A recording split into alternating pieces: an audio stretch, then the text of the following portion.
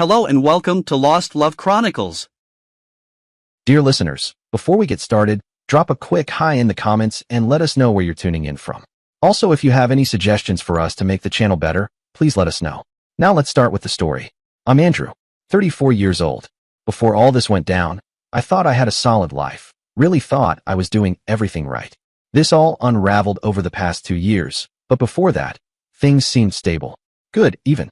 I worked as a financial analyst at a mid-sized investment firm. Nothing flashy or headline-worthy, but I busted my ass to get there. See, I come from a blue-collar family. My dad worked the railroad for 35 years, long hours, calloused hands, steel-toed boots worn down to the sole. My mom waited tables at the same roadside diner for most of my childhood. They didn't have much, but they scraped together enough to help me through community college. The rest, I earned. Every step of the way. I worked full-time, warehouse gigs, stocking shelves, even bartending sometimes, while taking night classes. 4 years of that grind, and I graduated with honors. Not bad for a kid no one expected to wear a tie to work. I landed an entry-level position at a firm downtown and leveraged it into something better. Plowed my way up. In high school, I played linebacker. Made All-State senior year. I had a couple small college offers, nothing D1, but I chose the academic route. Best decision I ever made. Still, I never let go of that part of myself. The training, the structure, the discipline. Even after school, I kept hitting the gym 5, 6 days a week. Not to post about it or show off. I'm not one of those guys flexing shirtless in the mirror, thirst trapping on Instagram. It was for me. My therapy. My routine. At my peak, I was sitting at 215 pounds, 6 feet 1 inch, around 12% body fat. Not a bodybuilder, but strong. I could bench 280. Deadlift heavy. I liked how that felt. Natalie, my wife, never really got that. She didn't say much at first, but over time, the little comments started slipping out. Why do you need to be there so early? She'd mumble from under the covers when I'd get up at 5 a.m., trying not to wake her. The weights aren't going anywhere.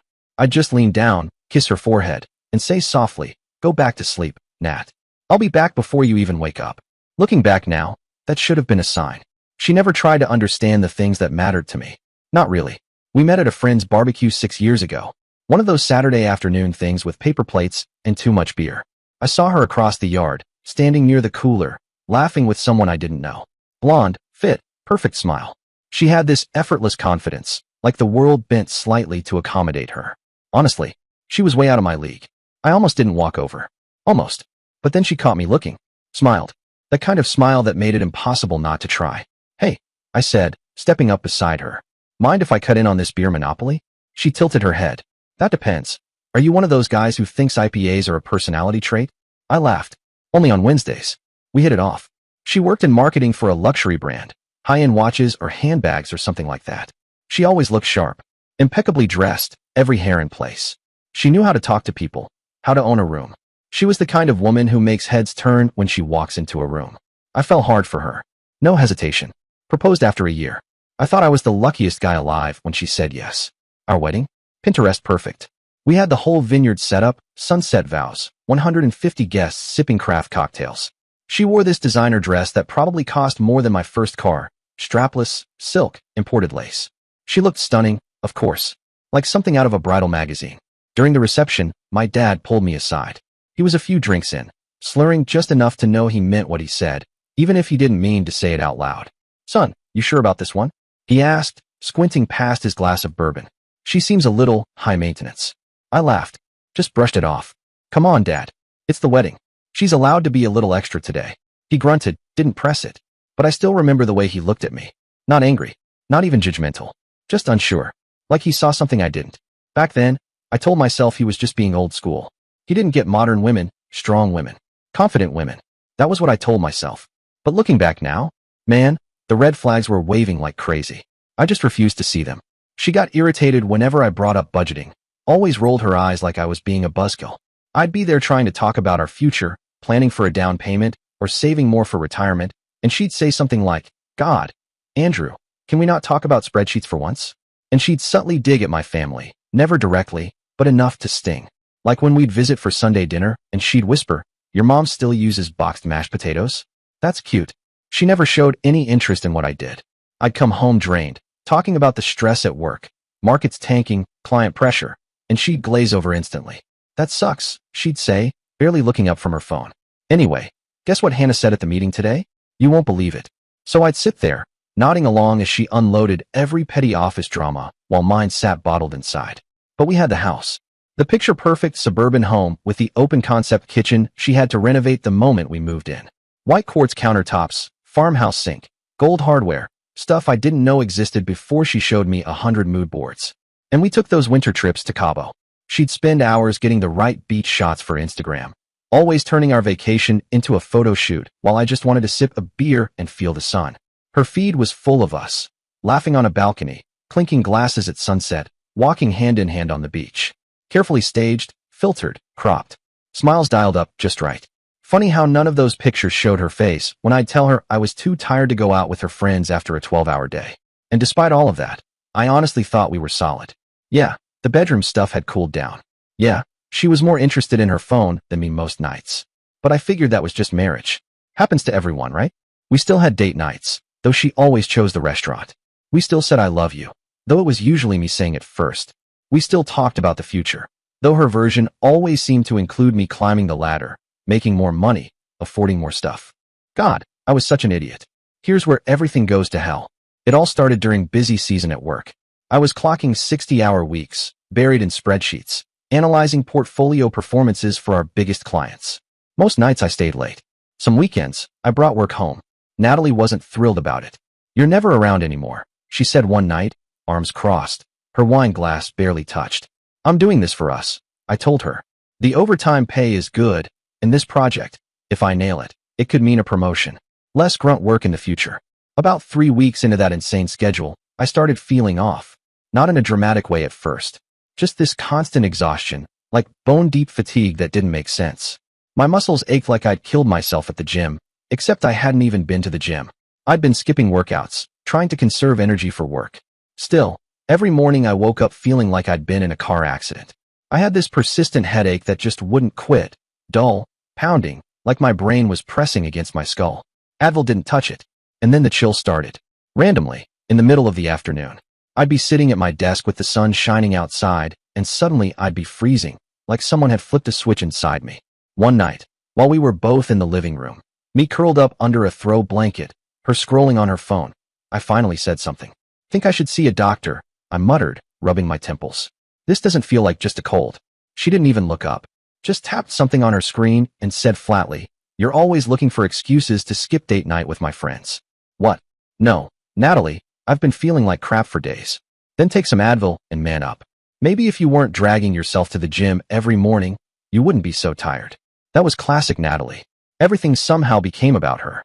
And even when she was pretending to offer advice, it came with a side of criticism. I didn't respond. Just sat there feeling small. Weak. Still, I pushed through another week.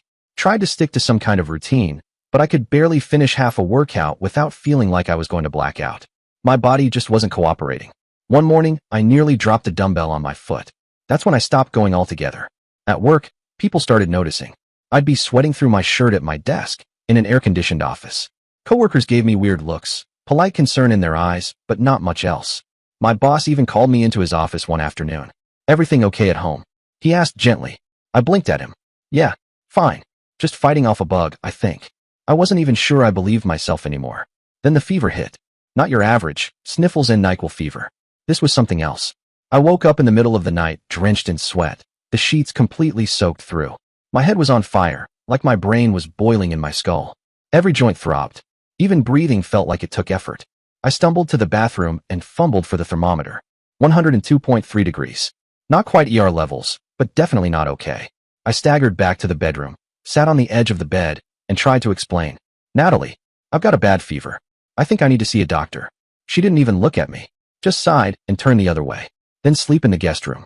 I have a presentation tomorrow. Can't risk getting sick. There's some soup in the pantry if you want it," she added, already halfway back to sleep. That was it. No concern. No "let me take your temperature." No "do you need anything?" Nothing. I shuffled to the guest room, dragging myself under 3 blankets, shivering uncontrollably.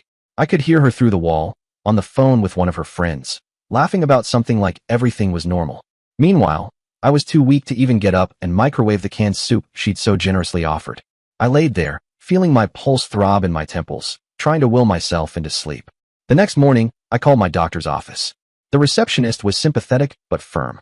Earliest we can get you in is next week, she said. If you get worse, we recommend urgent care or the ER. I told myself I could tough it out. Just a couple more days. The weekend was coming. Big mistake. At around 3 a.m. on Sunday, I woke up and I couldn't move my right side properly. My arm felt heavy, almost numb, and my leg, it wasn't responding right. I shifted under the blankets, and the room tilted like I was on a boat mid-storm. My heart was pounding so hard I could feel it in my teeth. I tried to stand up, thinking maybe I just needed to use the bathroom or splash water on my face. I didn't even make it halfway. I collapsed, crashing into the nightstand and knocking it over. The lamp shattered. My phone hit the floor and skidded under the dresser. I hit the ground hard. Knee, shoulder, cheek, all in one messy thud. The noise must have woken Natalie. She appeared in the doorway, leaning against it, arms crossed, her silhouette backlit by the hallway light.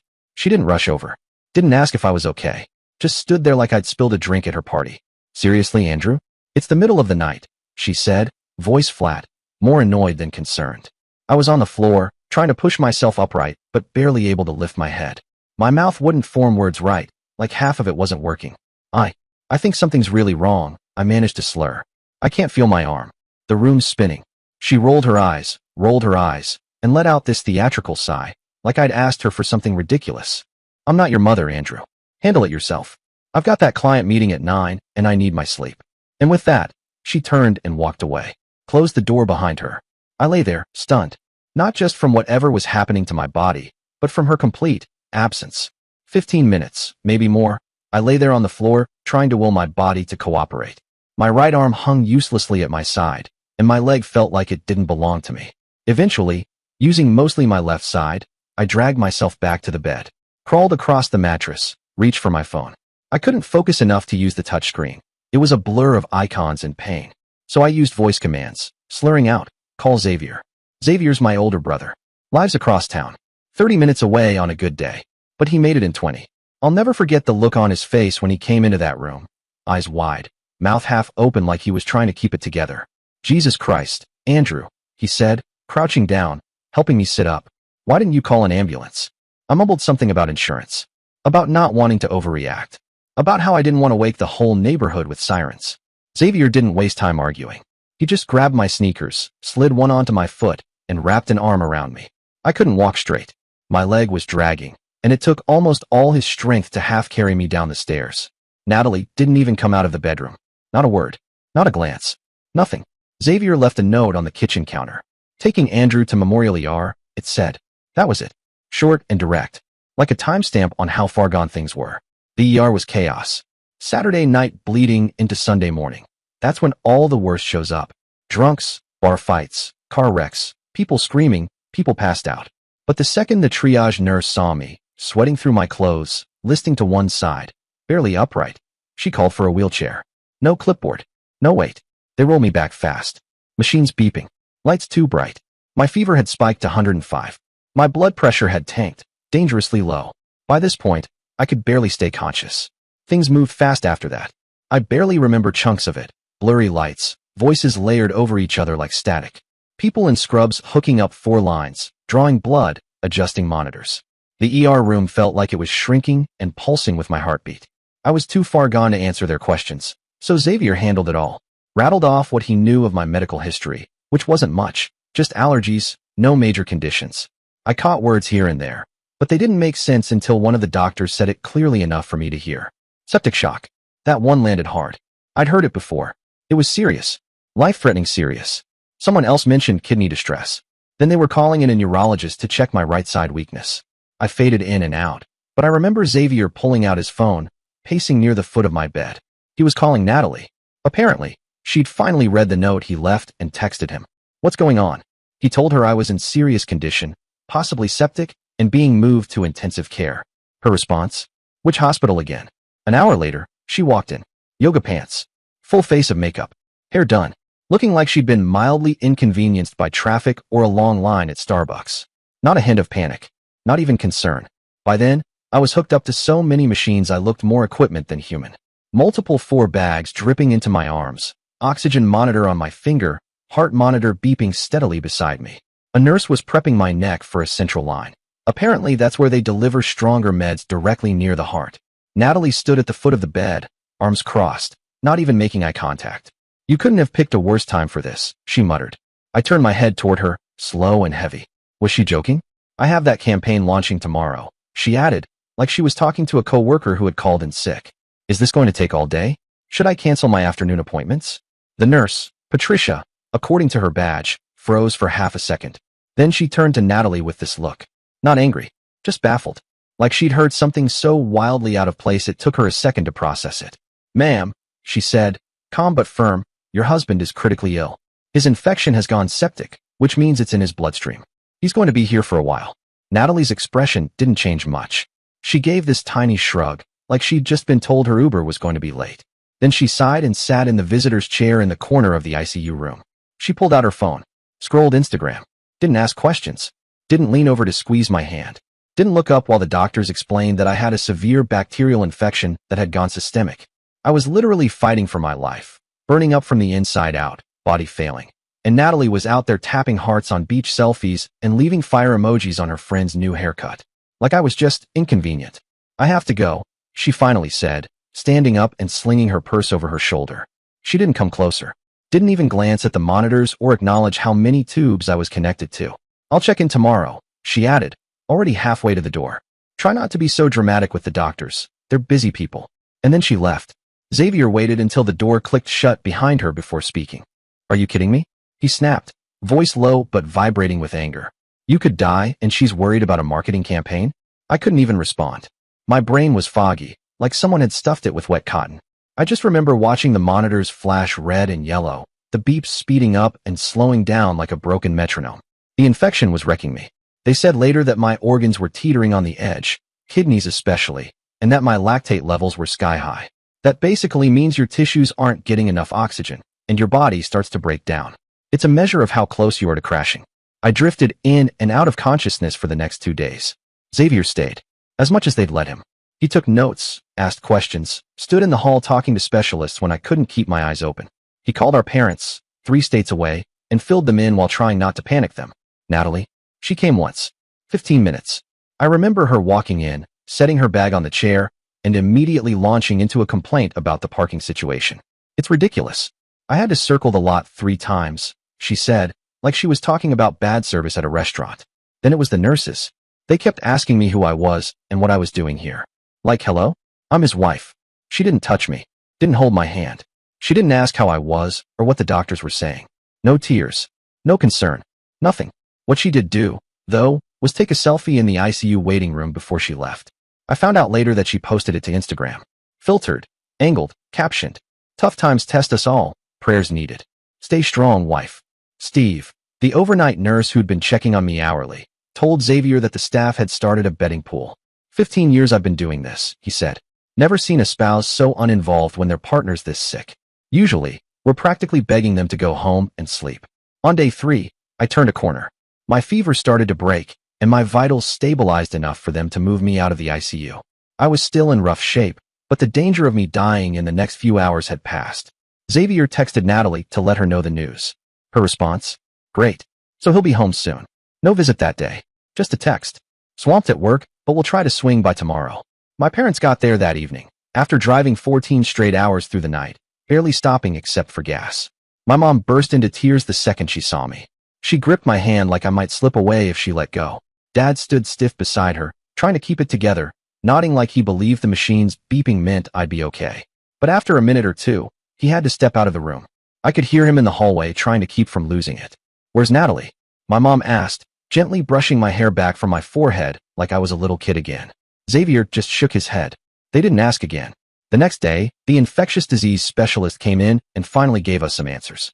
I was sitting up, barely, with 3 pillows propping me and a fog still hanging over everything.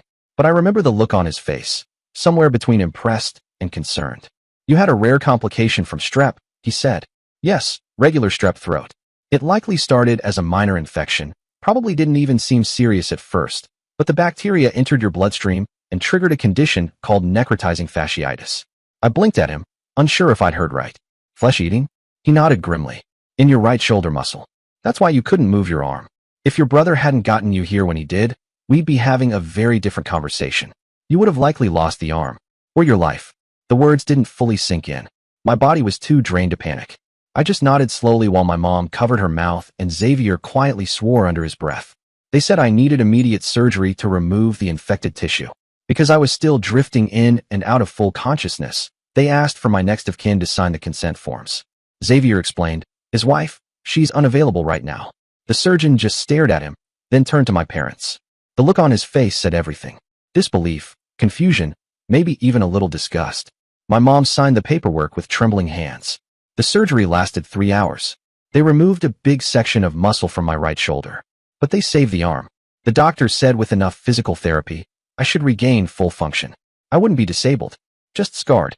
It was a win by all accounts. When I came to in recovery, the lights were dim and the room was spinning slightly. But Xavier was there. So were Mom and Dad. They looked exhausted but relieved. Their eyes were red from crying, but they smiled when they saw me awake. No, Natalie. She sent flowers the next day. Not even hand-delivered. A delivery guy showed up with a generic arrangement and a card that read, "Get well soon. Miss you. Love, N." The nurse who brought them in exchanged a look with the charge nurse like they'd seen this before.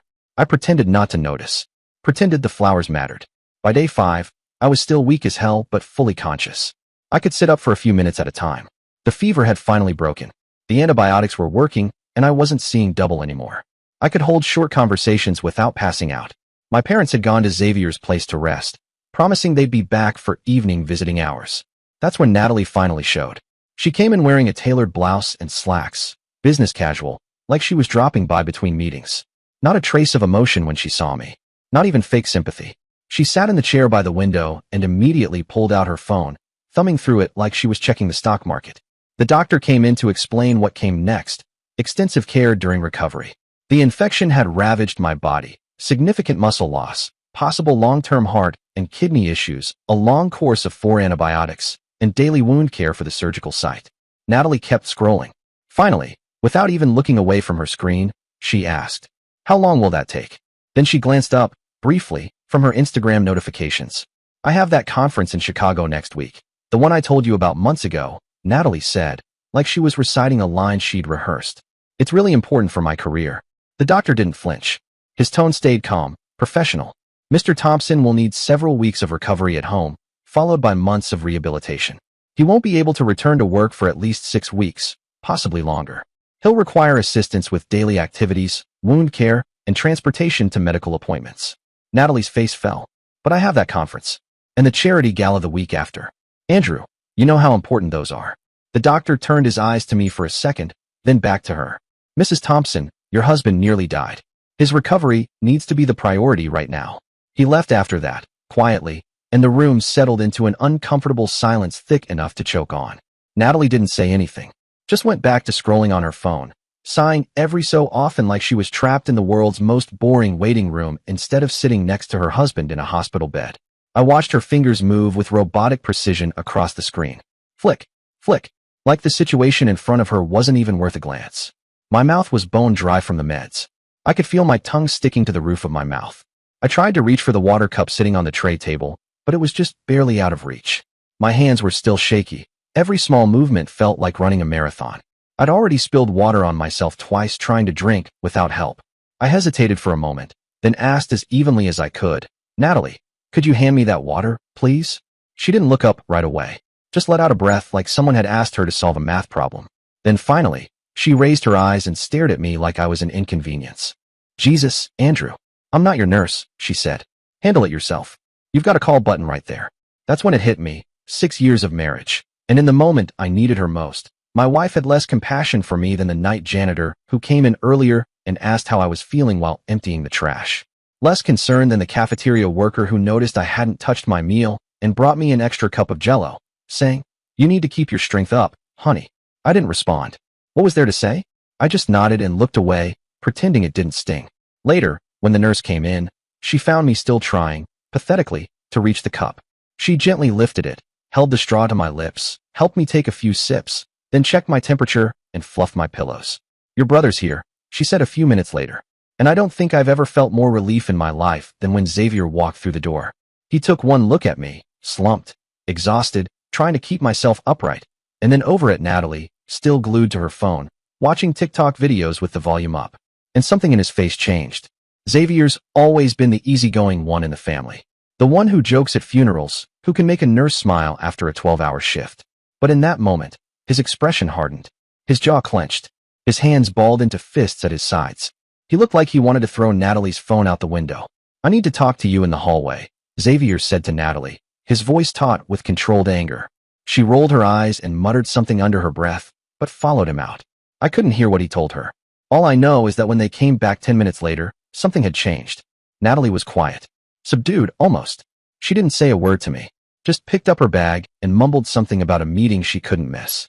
She was gone before I could even ask what that was about. Xavier stayed until visiting hours ended. Helped me eat the sad excuse for dinner they'd brought in, even though my appetite was shot. We talked about nothing in particular. TV shows, random memories from high school, dumb stuff that didn't matter, just enough to keep me tethered to normalcy for a while. Before he left, he paused at the foot of my bed. His expression had shifted, serious now, like he'd been holding something in all evening. "Bro," he said quietly, "I found something you should know about." I looked at him, heart sinking. "How bad?" I asked, already knowing from the look on his face that whatever it was going to hurt. He stepped closer and gently squeezed my good shoulder. "Focus on getting better first," he said. "We'll talk when you're stronger. I've got your back. You know that, right?" I nodded. And then he left. That night, for the first time since being admitted, I cried. Not from the pain, though there was plenty of that, but from the realization that the person who was supposed to love me most in this world couldn't even be bothered to hand me a cup of water when I was too weak to reach it myself. 12 days. I spent 12 days in that hospital, fighting my way back. The infection had ravaged my body. I lost 22 pounds, mostly muscle. I could barely walk to the bathroom without needing to catch my breath. My arms trembled trying to hold a fork. The mirror showed a stranger, pale, gaunt, sunken-eyed. Marcus, my physical therapist, started coming by on day 6. Big guy, buzz cut, no-nonsense attitude. "This is going to be hard. Andrew," he said bluntly. "You were in great shape before, which probably saved your life. But you've got a mountain to climb to get back there." We started small, embarrassingly small, just lifting my arm, squeezing a stress ball, standing up from the bed without getting dizzy. Every task felt like a battle, and even the tiniest victories left me exhausted. But Marcus had this way of pushing without breaking me. "Your body's been through war," he told me one morning, adjusting the strap on my sling. "We need to respect that while challenging it to rebuild." Xavier came by every day, never missed. Sometimes he brought coffee, sometimes just himself. My parents, too, had flown in and were staying at his place, coming to the hospital daily. My boss called a few days in, told me not to worry about anything on that end, that my job was secure and they'd hold the line until I got better. "Just focus on recovery, Andrew. That's your only job right now," he said, and I almost teared up. It felt good to be seen, to matter somewhere. Colleagues sent cards. One guy I barely knew from HR organized a food delivery schedule so my family wouldn't have to worry about meals. A care package showed up with a tablet loaded with movies and puzzle games. No note, just from your team. That meant more than I can explain. Dave, my best friend from high school, drove 3 hours just to sit by my bed for the afternoon. He brought beef jerky, a bag of Skittles, and a terrible joke about hospital gowns. We didn't talk about the infection. We just laughed, quietly, about nothing. And Natalie? She visited 4 times. 4 times in 12 days. Her husband almost died, and she could only be bothered to show up 4 times. Each visit was shorter, more impatient. She acted like I was doing this to her. She did bring me clean clothes once, but just stuffed in a plastic grocery bag. Not folded, wrinkled as hell. Like an afterthought. Like I should be grateful she even did that much. The last time she came, she stayed for 20 minutes, most of which she spent complaining. "I had to cancel my hair appointment because your mom asked me to pick up those bandage things," she said, her fingers tapping through Instagram without looking up. "I mean, seriously, I don't understand why she couldn't just order them online. It's not like I don't have my own life to deal with." I didn't respond. I didn't have the energy. I just focused on the stress ball in my hand, doing the grip reps Marcus had taught me. My shoulder ached, but I welcomed the distraction. The day before my discharge, Xavier pulled a chair up beside my bed. He looked tired, real tired, like he hadn't slept much. He waited until the nurse left the room before speaking. "I need to tell you something," he said. I sat up a bit straighter. I already knew this was going to be bad. The look on his face gave it away. He rubbed the back of his neck and glanced at the floor. "I went to your place to grab more clothes and I used Natalie's laptop to print out your insurance forms. Couldn't find yours." I nodded slowly, unsure where this was going. While I was printing, a message popped up. He hesitated. It said, "Can't wait for tonight. He still doesn't suspect anything. Bring that lingerie I like." I blinked, but didn't say anything. He continued, It was from Jason, her trainer. Of course it was. Jason. Tribal tattoos, permanent tank top tan lines, protein shakes in both hands. The guy who grunted like he was lifting a truck every time he bench pressed. Natalie had started training with him 8 months ago. Said she wanted to tone up. Xavier's jaw tightened. I dug deeper. He pulled out his phone and opened the photo gallery. She didn't even delete the stuff. Hundreds of messages, man. Pictures. Hotel receipts. Straight up pornographic texts about what they were doing. Where? When? He looked away for a second, swallowing. Some of them were in your house. In your bed. My stomach twisted, but I stayed silent. I don't even think I had it in me to feel shocked anymore. Just cold. Empty. There's more, Xavier said, softer now, like he was trying to cushion the fall. In some of the messages, she talks about you. He met my eyes. Says you're weak. Too emotional. That you're not man enough for her. That she needs a real man who doesn't bore her with talk about retirement accounts and budgets. He held up his phone and showed me the screenshots. I didn't even have to zoom in. I recognized her typing. Her tone. Her sarcasm. There it was, plain as daylight. Natalie, my wife, the woman I nearly died still thinking about, joking with her lover about how I'd gotten soft and boring since we got married. She said she settled for financial stability, but needed excitement elsewhere. That line hit harder than anything else. Not the photos. Not the messages. Not even the fact that they'd been using our bed. No, it was that sentence. Her truth laid out with the kind of brutal clarity you only use when you think the other person will never read it. She didn't marry me for love. She married me because I was safe. Predictable. Steady. And then she went looking for chaos to feel alive. But the worst part? The most recent messages were from when I was in the ICU. While I was literally fighting for my life. Half conscious, hooked up to machines. They were making plans. Jason had written, sorry to hear about Andrew, but since he's in the hospital, does that mean you're free tonight? Her response, definitely. Xavier's staying there playing the protective brother, so the house is empty. Bring wine. I didn't react at first. Didn't yell. Didn't cry. I just sat there. Like a switch flipped.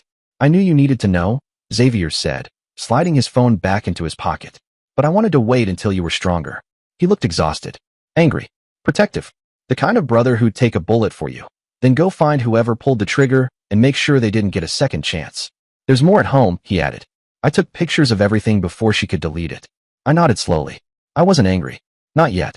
That would come later. Fury like lava just beneath the surface. But in that moment, all I felt was clarity. Cold, pure clarity. Like someone had finally cleaned the window I'd been staring through for years. The puzzle of my marriage came into focus, every jagged piece snapping into place. 6 years. 6 years of making excuses for her.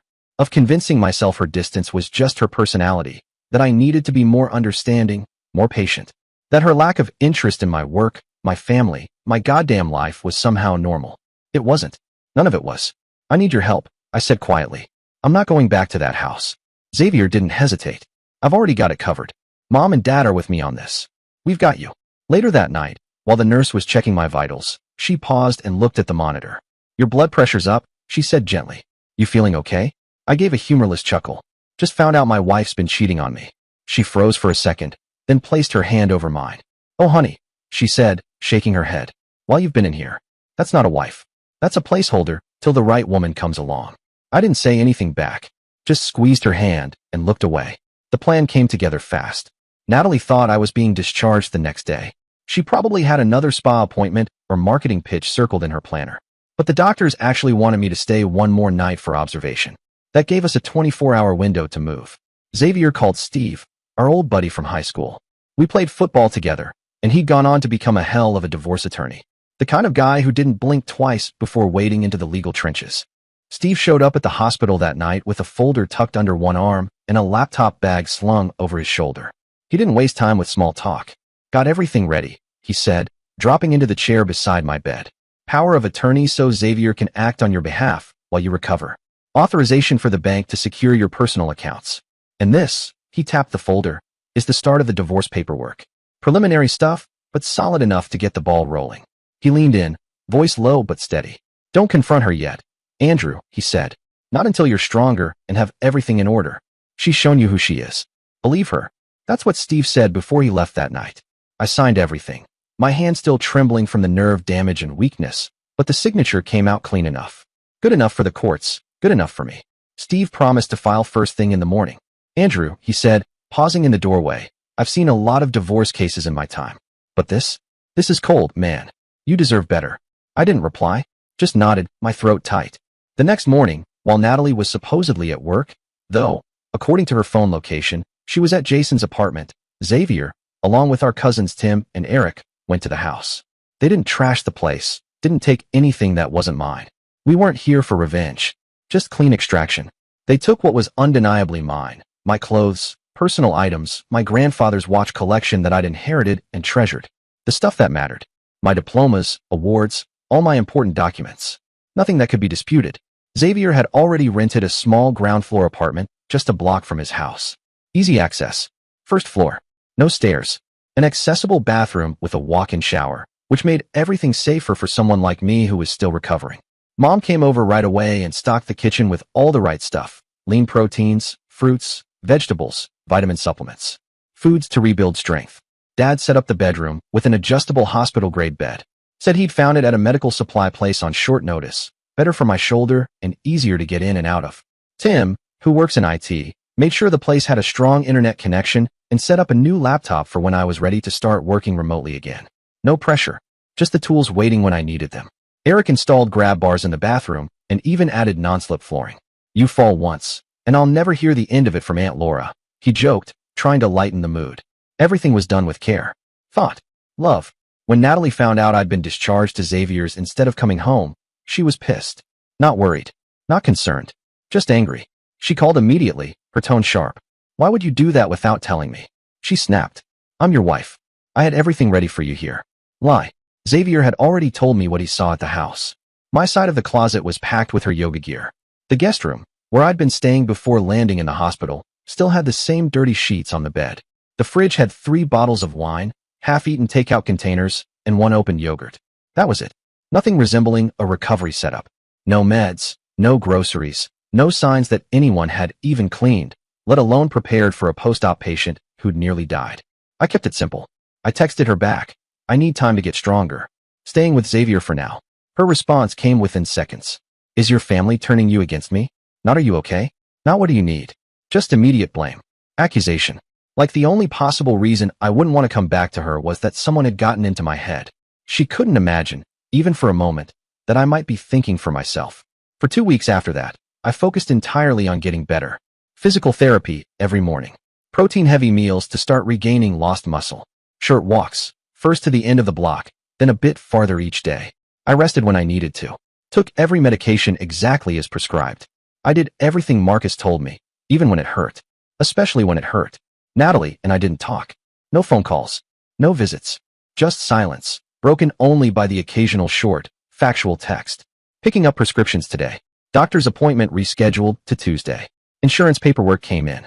Nothing else. No warmth. No real questions. No apologies.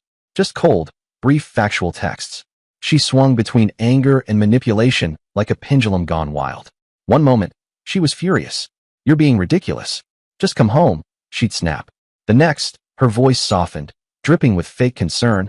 I've been so worried about you. Don't you care how this affects me? People are asking questions.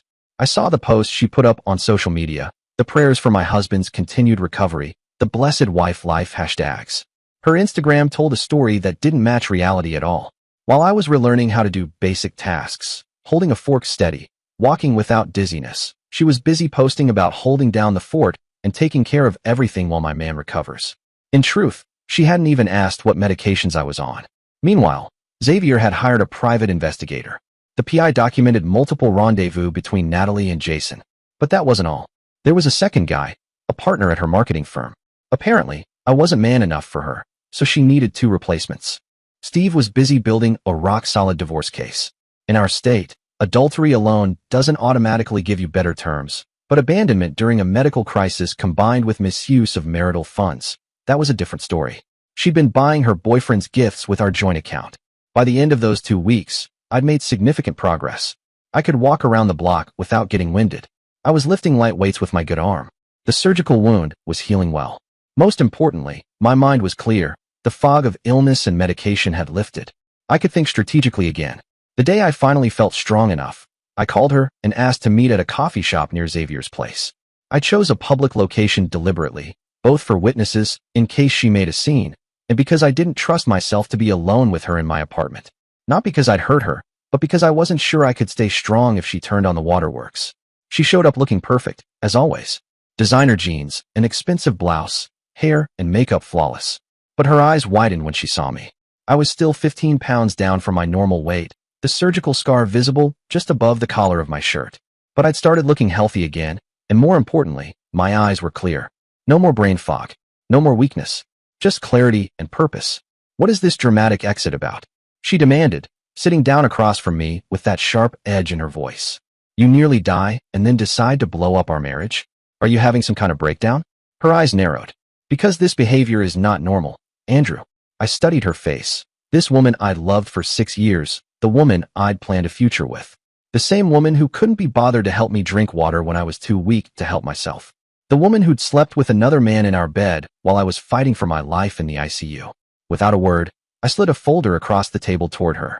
Inside were the PI's photos, screenshots of text messages, hotel receipts, credit card statements showing gifts she'd bought for her boyfriends with our joint account. On top was a particularly damning text exchange from the day I'd gone into septic shock, her complaining to Jason that my neediness was interfering with their plans. Her face went white as she flipped through the evidence. I sat silently, letting her see it all, the secret credit card she'd opened in my name, the hotel charges, the texts mocking me, calling me weak, boring, not man enough. The conversations planning their meetups while I was hospitalized. I know everything, I said calmly when she finally looked up. I filed for divorce. You'll be served tomorrow. Your stuff will be packed and moved to storage by the end of the week. The house is going on the market.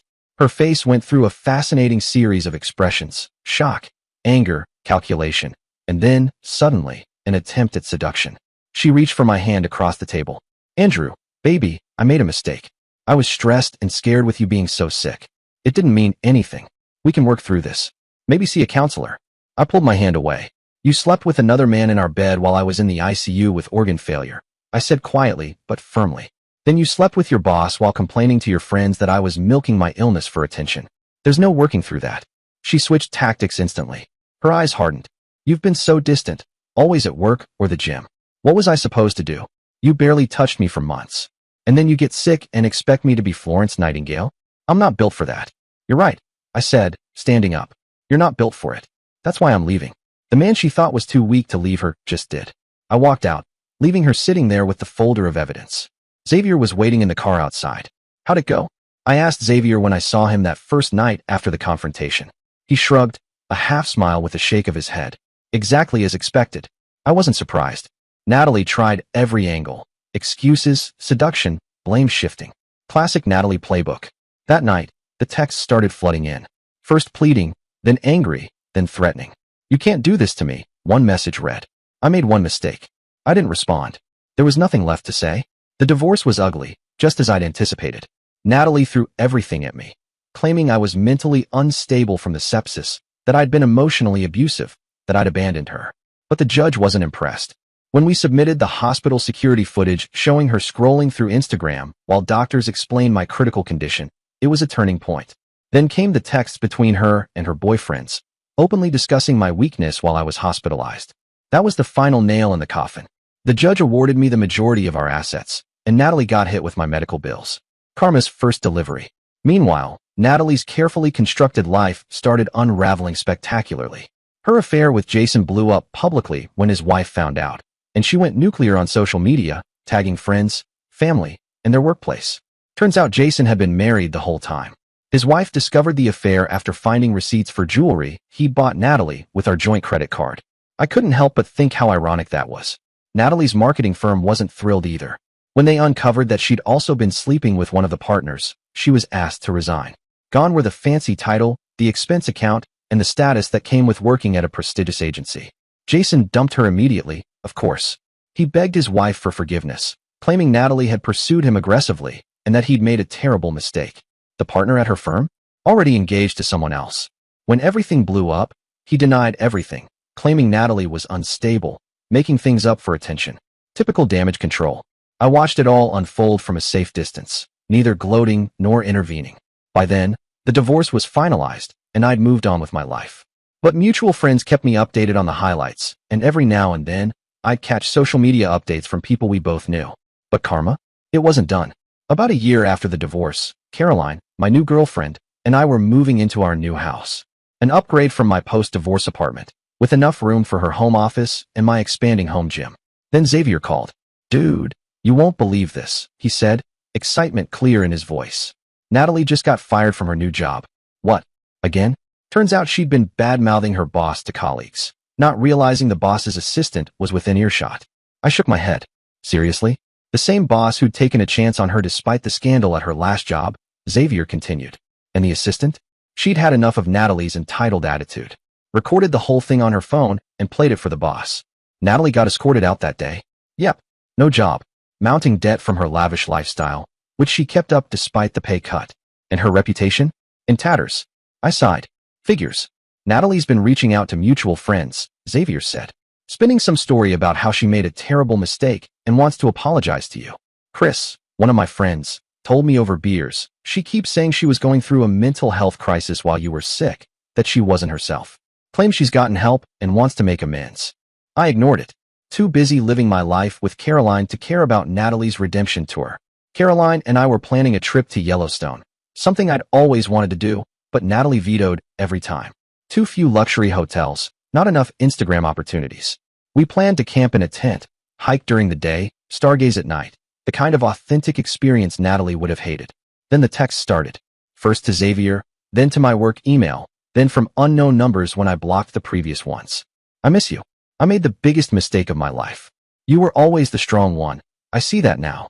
Please, just coffee. Let me explain. I'm a different person now. I've grown. I'm in therapy and understanding my patterns. I laughed out loud at that one. The only pattern Natalie needed to understand was her fundamental selfishness, her inability to see others as anything but props in the movie of her life. Xavier suggested I get a restraining order, but it hadn't quite reached that level of harassment yet. Besides, I knew Natalie well enough to know that she'd eventually get bored with the rejection and move on to another target. Her attention span for anything that didn't immediately gratify her was remarkably short. Dear listeners, please share your thoughts in the comments section below and don't forget to like, share, and subscribe.